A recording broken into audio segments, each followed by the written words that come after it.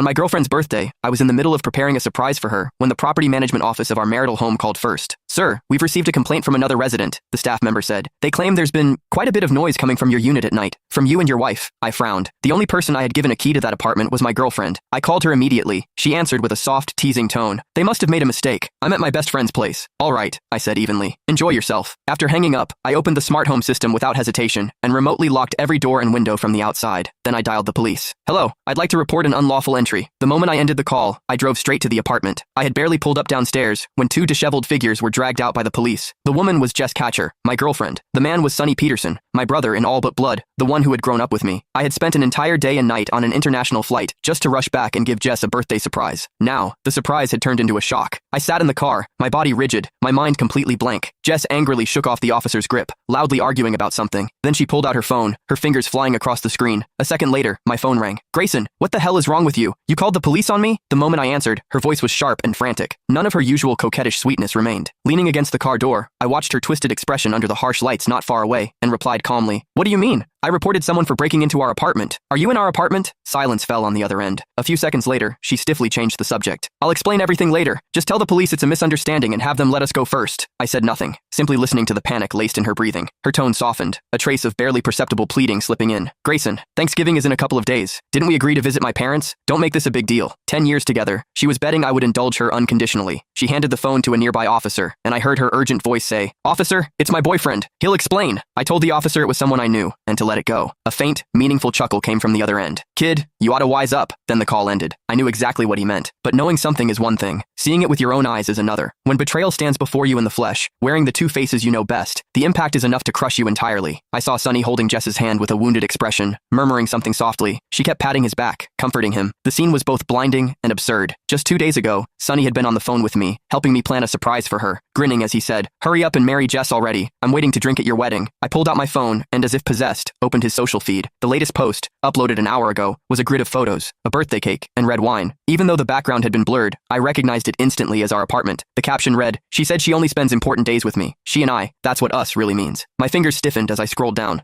Last holiday, Jess had told me she had to work overtime on a last-minute project, pulling an all-nighter. On Sonny's feed, there were two intertwined hands, fireworks lighting up the riverside behind them. On the woman's wrist was a small red mole, one I knew all too well. On the last Valentine's Day, Jess had said her best friend was heartbroken and needed company. Sonny had posted a photo of 2 movie tickets, before sunset, with the caption, Watching an old film with the one I love. And then there were the 14th of every month, when Jess always found one excuse or another to avoid seeing me. So that was where she had been, with Sonny. What else was there left not to understand? Not far away, the police seemed to finish lecturing them, and began to leave. Sonny took Jess's hand, as if ready to lead her away.